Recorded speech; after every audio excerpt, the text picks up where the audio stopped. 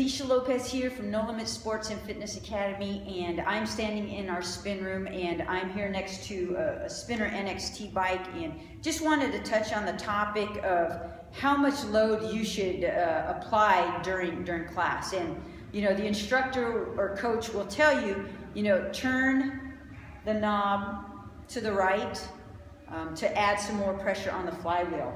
I'm going to pan in here. You'll be able to see on this bike that we're working here, the NXTs. This is a 43-pound flywheel that we're working with, and this is what we call a fixed gear bike.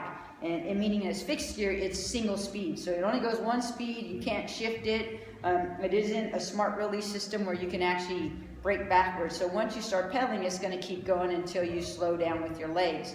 And so what I see oftentimes in class is that people do not apply any resistance to their bike when they're training during class. And so this is what I'll give you a demo of what we don't want to see when you go NXT. We have a 43-pound flywheel. I'm just going to demonstrate with my hand, not with my legs yet, but if I apply pressure to the pedal just using my hand, you'll see that I'll be able to generate a good amount of speed.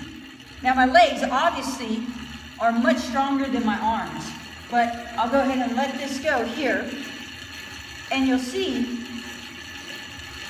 the cranks are still moving, the flywheel's moving, and I just applied a little bit of pressure with my arms. Now imagine the same pressure applied with my legs with no resistance. Essentially, you're not working. The bike is doing all the work.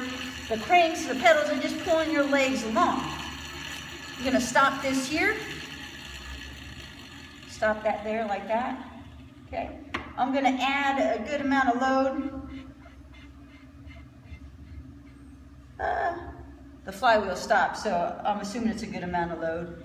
So I'm going to try to pedal here again, use the arm. It's a little bit more challenging, and I'm going to put as much ump behind this as I can, and then I'm going to allow it to let go. As you can see, the flywheel comes to a stop, and the cranks come to a stop. So essentially what it's telling me is that I have now enough load on my bike. So if you're a new student in class, or you're someone that has been spinning for a long time, you want to make sure when you're applying resistance to the flywheel, you want to make sure you feel some type of load. It's almost like putting pressure, like if you're like your gas pedal in your car. You're applying some pressure and you feel the car go. Same thing with the spin bike. You have to apply some resistance to allow your legs to work and to feel the load. If you don't put any resistance, you're doing absolutely nothing and defeats the point of working out. So now I'm going to hop on the bike and I'm going to use my legs to generate the power to move the flywheel. I'm going to first start with no resistance so you can see basically the work that needs to be done to get the flywheel to move. And usually with no resistance, it's not much. So right now I'm going to take that load off, going to apply no resistance, going to hop on this bike. I don't have my cycling shoes right now, I'm just using tennis shoes. Don't try this, you know, unclipping or coming out of the pedals. Here we go. So I'm going to go super fast. I don't recommend that. It's not very safe, but this is just for purposes of showing that you don't have load.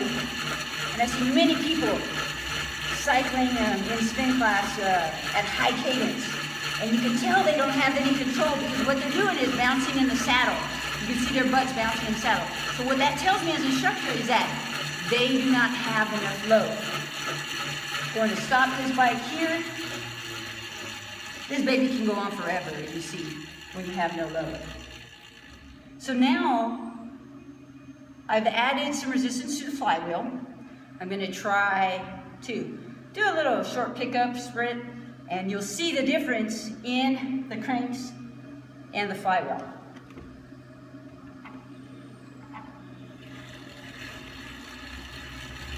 So I feel the load, and I'm going to pick up that pace and go in a controlled pace, and I'm just going to get out. You see what happens? the cranks come to a stop. And I actually feel my heart rate has gone up. I'm breathing heavier. I'm actually doing the work that I should be. So, when you go to class, just remember, always have some resistance. So, if you're sprinting, if you're climbing a hill, even when you're on a flat road, you should have some load. The only time I probably recommend no resistance is at the cool down.